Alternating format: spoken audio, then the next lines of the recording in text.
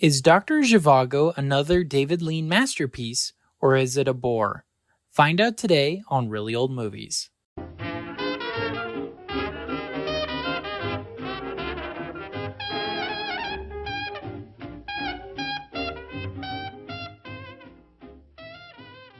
Welcome to Really Old Movies. I'm your host, Harrison Scullin, and today I'll be discussing the film Dr. Zhivago from 1965, and this will be the concluding episode of Season 1.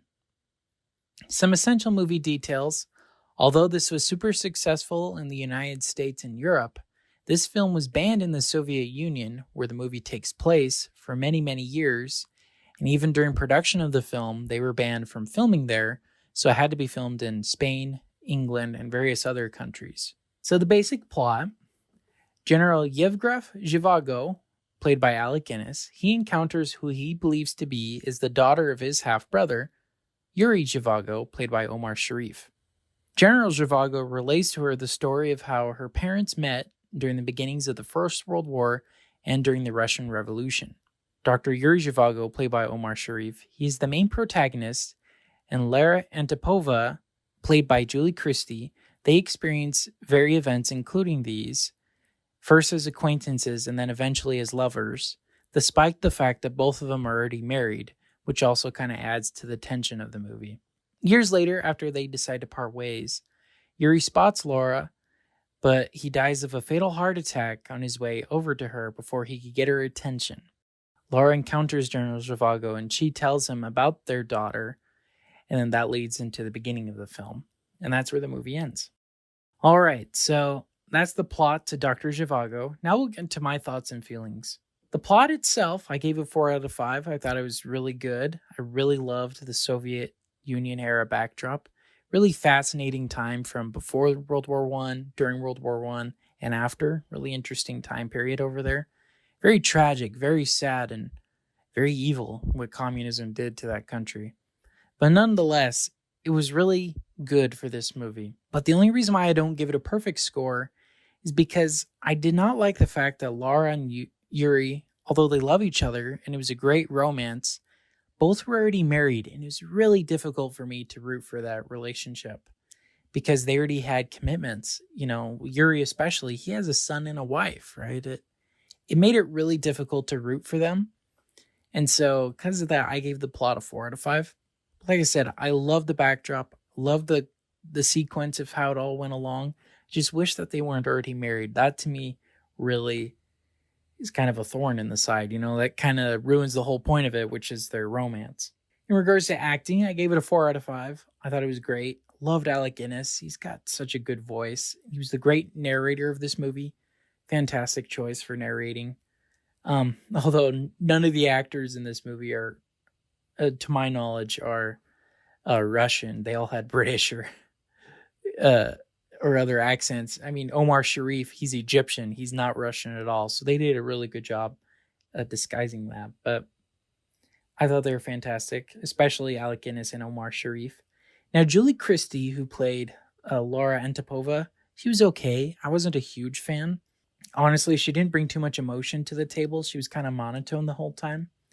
In fact, Rita Tashington, who plays Tanya, their daughter, she actually shows more emotion and more interest in the 2 scenes she's in versus Julie Christie in the rest of the movie. That's just me.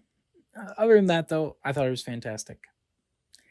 In regards to directing, gave it a 4.5 out of 5. Thought it was really, really good. Love the flow, like I said, of the scenes and the style. Love the costume work. Fantastic work. It's another great David Lean film. He's a great director. Really knows how to set up everything. Knows how to capture the time period he's in. He's really good at that. And just like how in Lawrence of Arabia, we have those amazing desert landscape shots. In this movie, we have amazing tundra and snow shots. I don't know if those were done in Spain or not, but they were incredible. They looked very realistic, really good, very excellent. So kind of an opposite to Lawrence of Arabia. But yeah, really good directing. He's a great director. I'm really excited to get to know him a little bit more. I've only seen so far this movie, Lawrence of Arabia, and then, of course, Bridge on the River Kwai, which is what I started this season with. All right, in regards to cinematography and special effects, kind of touched on that a little bit, but 5 out of 5. Amazing. Fantastic. Loved it.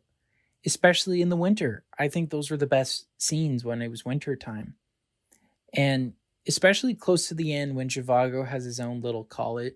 I don't know why, but for some reason, just that big open area with just the snow and the house and all of that really captured my imagination. And I really, really thought it was beautiful. It could have easily been a painting. It was fantastic. But yeah, those are my thoughts on that. Regards to music, incredible, very catchy, really sets the tone and the mood of the movie. Really excellent, just like Lawrence of Arabia. I would say this is just as catchy and as classy as Lawrence of Arabia. So yeah, very excellent. All right.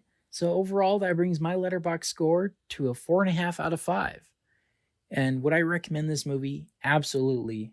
And especially now with the tensions we have in this country and other countries, just seeing how in this movie there are characters who are friends with each other, even lovers who turned against each other for the sake of ideology. And I think a lot of people can connect with that. Really, really excellent. But other than that, I'm not a fan of the romance. That to me really brings it down. I mean, not much. 4.5 out of 5 is nothing to sneeze at. That's a pretty great score. But yeah, what keeps it from being a 5 is that if it didn't have that element, I think it would have been a perfect movie. All right.